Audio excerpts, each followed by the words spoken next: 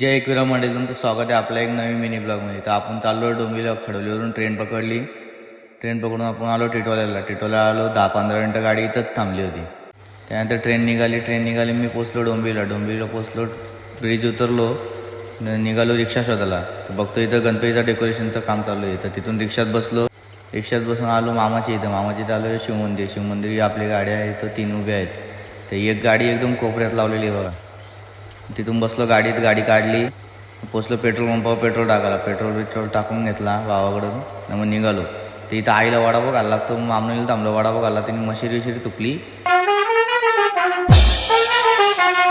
वडापाव वगैरे खाऊन झाला ना आम्ही पोचलो मावशीच्या इथं दसईला पोचलो.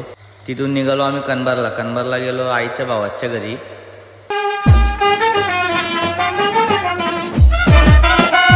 तर आता आम्ही पोचलो कनबारला. यो बघा आईच्या भावाचं घर ना.